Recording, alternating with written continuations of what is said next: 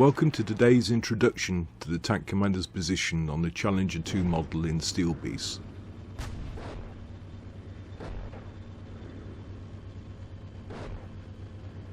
Challenger 2 entered service in 1998. It features a 120mm rifle gun and armed with two 7.62mm machine guns, one mounted externally for use by the loader. The tank is equipped with Dorchester armour, a variant of Cobham armour, as fitted to many Western tanks. It is fitted with a hydrogas suspension, and although fitted with an engine with less motive power than its contemporaries, the suspension allows a good degree of mobility on rough ground. It is currently utilised by the Army of the United Kingdom, Oman, and the Armed Forces of Ukraine. The Commander's primary sight is a Sagem VS580-10. It's a 360-degree rotating sight, part of what is known as a hunter-killer system, and incorporates a laser rangefinder. It's a day-only sight, as it does not incorporate a thermal vision system.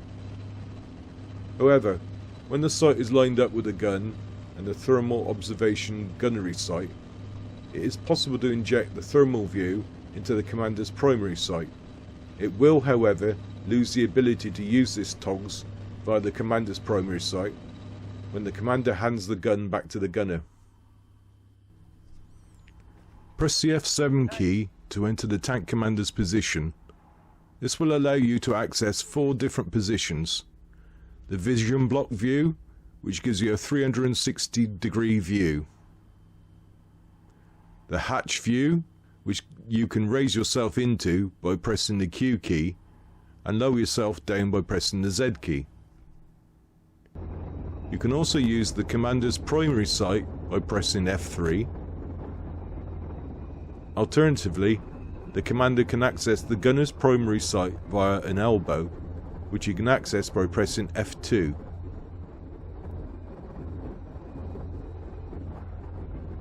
Once you are at the Commander's primary sight, you can traverse the sight using either the mouse or the joystick. In the Commander's primary sight, you will notice a T symbol that moves around the edges. This denotes the current direction of the gun.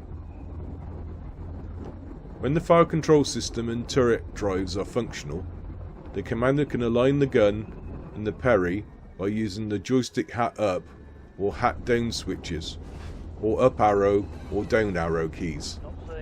Up corresponds to the Commander overriding the gunner's controls. Down cancels the gun parry alignment and allows the gunner and Commander to scan different sectors again. Pressing the P key, the grips, slaves the parry to the gun, allowing the Commander to observe the gunner's target. Whilst in the parry, press N to change magnification. When in high magnification only, the Commander can laze and get a range. The Commander will see CLRF serve. You will notice that if CLF serve and a range still appears on the screen when you command slew gun to parry, the range from the Commander's independent viewer will then be inputted into the gunner's fire control system. You can then either shoot with this range whilst in command of the gun, or if you give the gun back to the gunner, he can choose to fire with the range you gave him, or laze again and get his own range with his own laser. This is an undocumented feature, and whilst it's unlikely to prove very useful in offline games, the potential is there to increase the speed of engagements in online ones when you have humans occupying the Commander and gunner's positions. The Challenger 2 Commander can also access the thermal sight through the parry, but only by overriding the gun with the up arrow and pressing Shift and the number pad star keys to turn on the thermal sight view.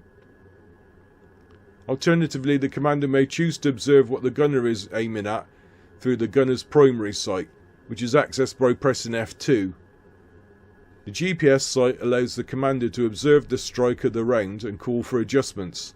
Press up arrow and move the turret in the area desired, and press down arrow to give the control back to the gunner once you put him in the proper direction.